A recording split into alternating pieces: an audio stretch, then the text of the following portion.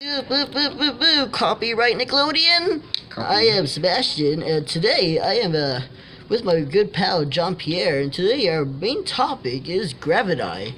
You may know some, but we know more. It's not gravity, it's gravity. No, sorry. Jeez, okay.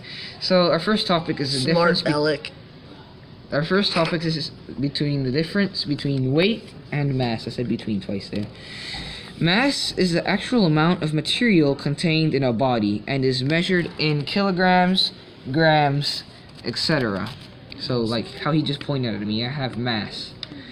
Weight is the force exerted by the gravity on that object's milligrams and is measured in newtons.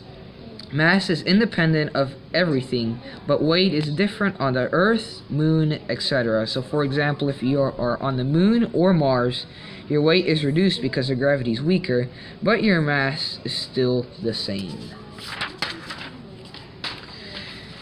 Every planet's orbit.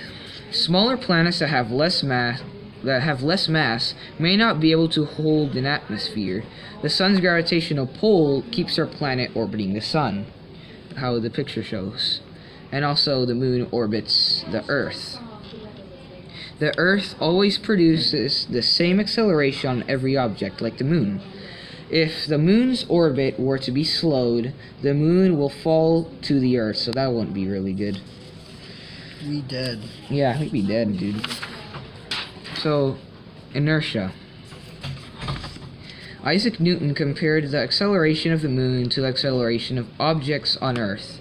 His conclusion was that gravity upon distance and the force of gravitational attraction between the Earth and other objects.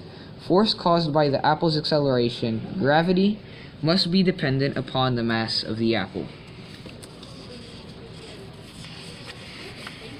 Yeah!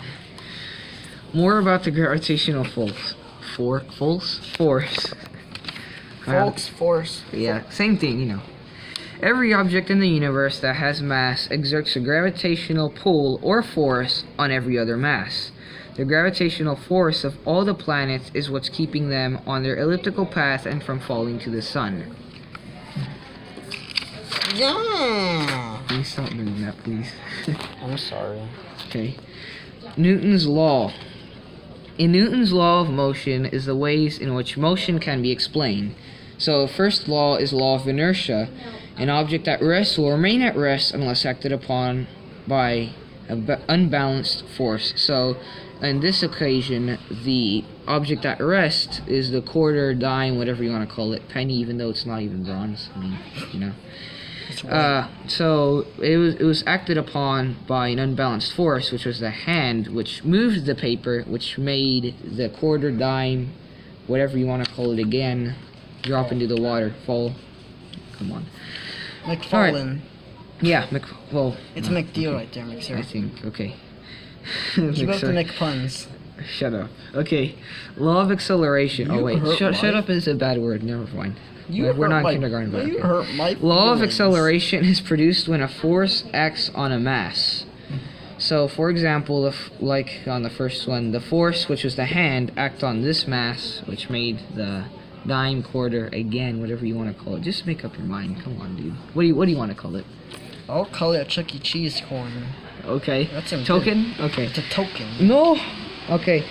So then the next law is law of action and reaction. So for every action there is an equal and opposite reaction. So for example, in this occasion the action was the hand pushing or flicking the piece of paper, and the reaction is equal, which made the quarter, dime, when Chuck E. Cheese token, whatever you want to call it, drop in. McFall. So that's all for today. Thank you guys. I did most of the drawings. He did half of the research. He did script. I did half research too. So. And I helped draw too.